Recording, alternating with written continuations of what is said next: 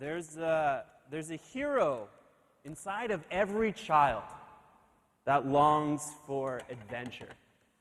Right? Just think of that if you have children or you have grandchildren, or maybe you remember being a child. Perhaps you remember dressing up as your favorite superhero, going on an adventure, fighting bad guys, saving the people that you loved. I remember growing up, hanging out with my younger brother, a friend of ours, and my little cousin. We called him Little Alex, because same name, several years younger than me. One day we watched an all-day Jackie Chan martial arts movie marathon, right?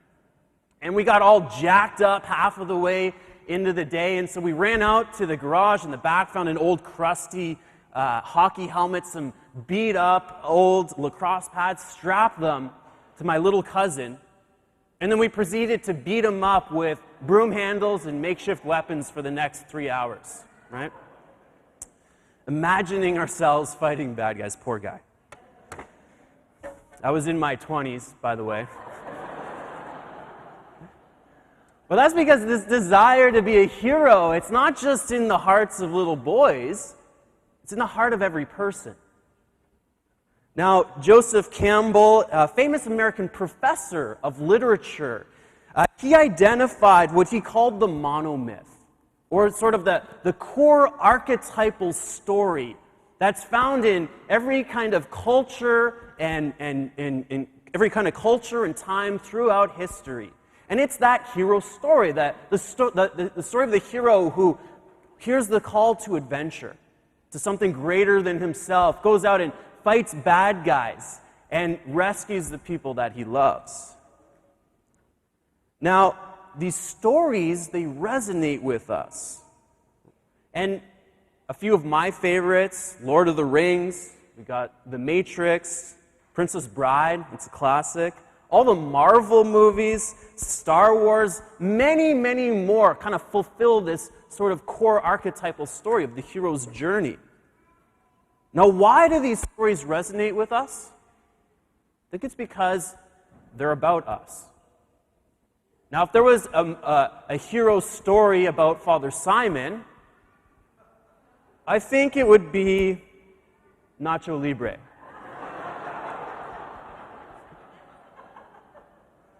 You look great there, Father Simon. You really do. You look great. But you feel this call, this desire to embark on the hero's journey every time you long to explore something new or go on an adventure. Every time you look into the world and you see brokenness and injustice and you're frustrated and you want to do something about it. You experience this call any time you see a loved one in distress and you want to help them. You want to rescue them. It's this desire deep in every heart to fight evil, to defeat the bad guys, and to save the world. And all of us are called to participate in a greater story. And the greatest hero story of all time is the story of the gospel. This isn't just a fictional story, it's unfolding in history as we speak. And it's a story into which we're all called. Now, when I was in seminary, right, studying to be a priest school, not preschool, although there's some similarities between priests and toddlers, but anyway, I won't get into that. But I had a bunch of history classes in the seminary. And those history classes, they weren't in the social sciences department. The history classes at the seminary are in the theology department. That's kind of odd. Why is that? Well, the history properly understood is the study of God. Right? Theology means the study of God. And studying history helps us discover the action, the saving action of God in human history. And so it's kind of like this. Human history is His story. Right? Where fictional writers write about superheroes and villains that never existed in places that aren't real. God writes history. God is the author of human history. Writes with real people and real events in real places. And that's why the hero's journey resonates so deeply in our hearts, I think, because it's an echo of the story of salvation by the greatest hero who ever lived, Jesus. Right? Think about it, the divine Son of God.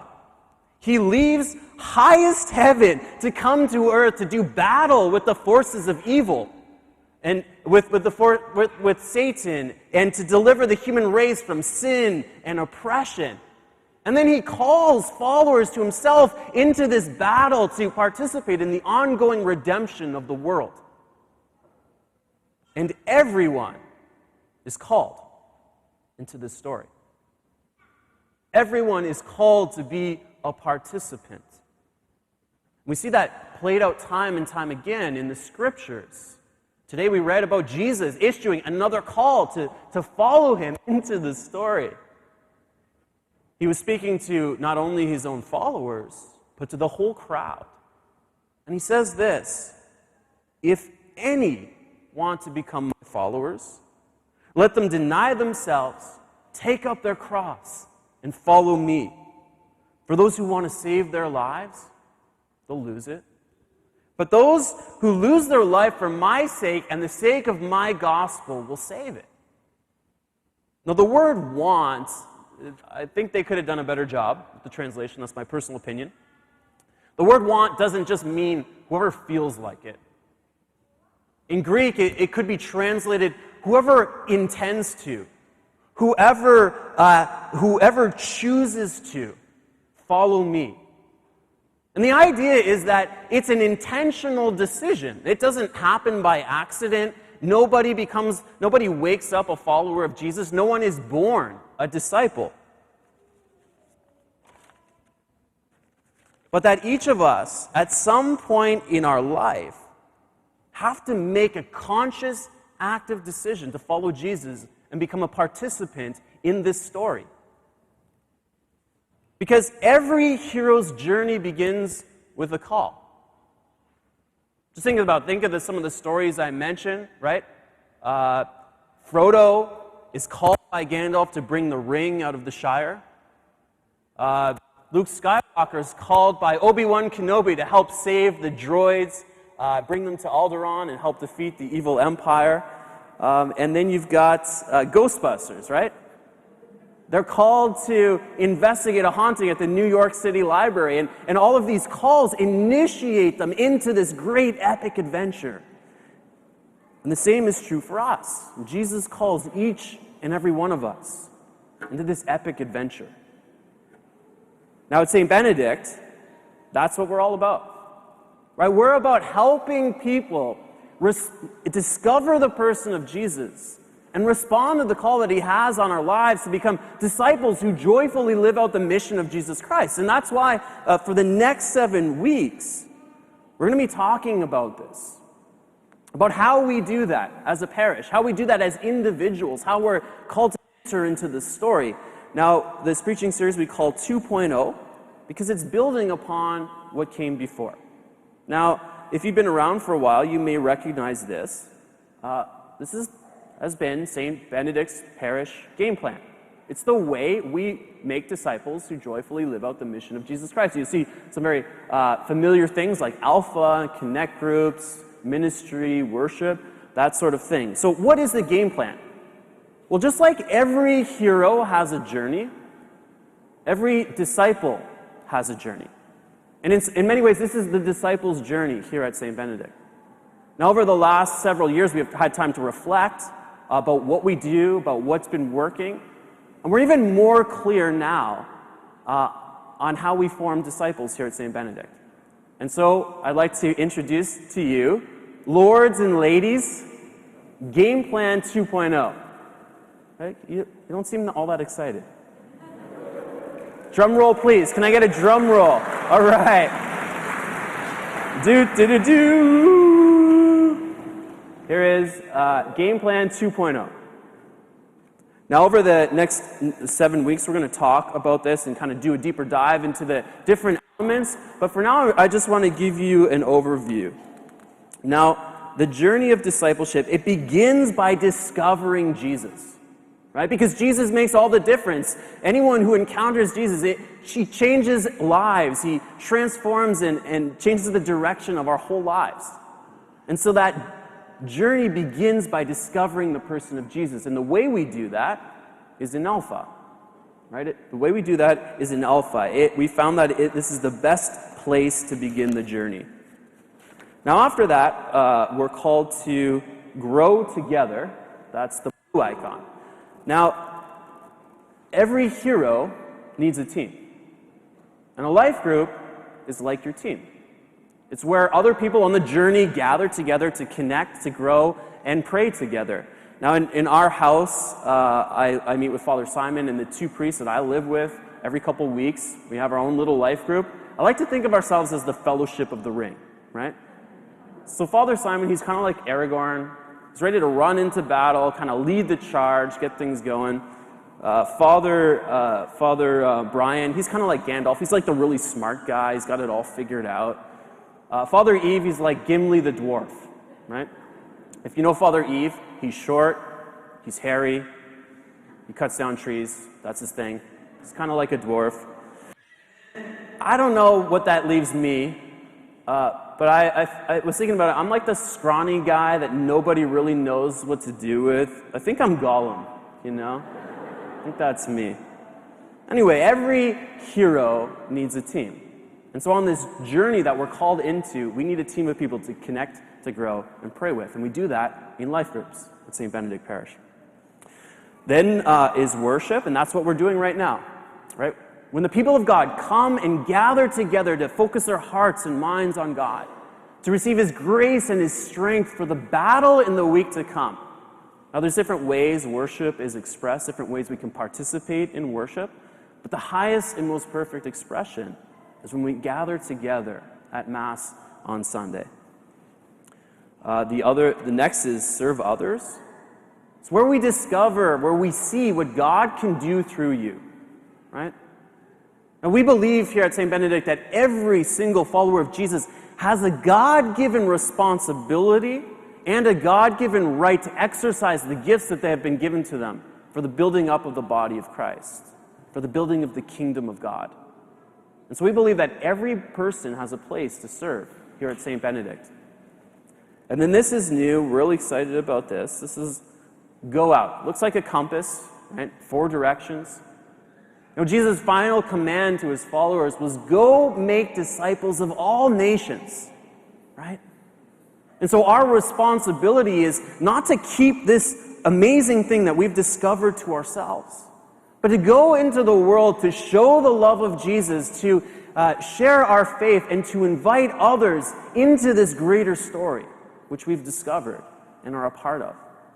And so we're going to, again, talk more about each of these in the coming weeks. This is Gameplan 2.0. Now, if you notice, the center is this question, what's next? That's a question for all of us to reflect on.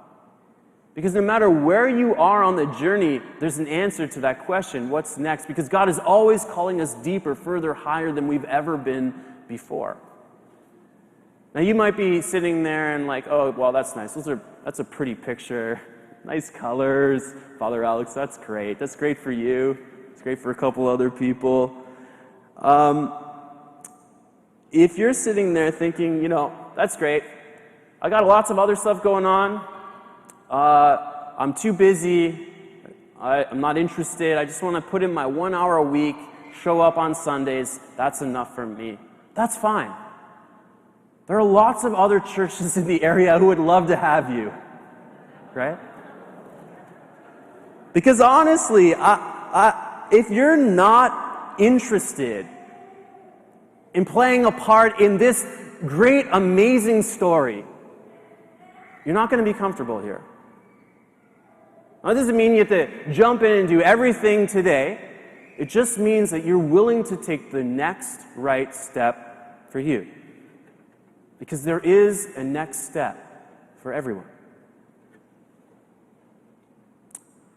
When I was a kid, I used to read these choose your own adventure stories. Does anyone remember these? Anyone ever read these? Yeah, they're like these little stories, and as you're reading, you get to make choices and depending on the choice you make, they'll send you a different page, and you're kind of like creating the story as you read.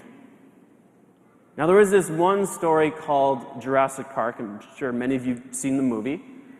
And in one of the very first few pages, it asks you the question, do you want to take the tour of the park? And if you answer no, this is what happens. You eat ice cream, and you take the boat back to the mainland. And you never get to see dinosaurs. Now, that's a lame story.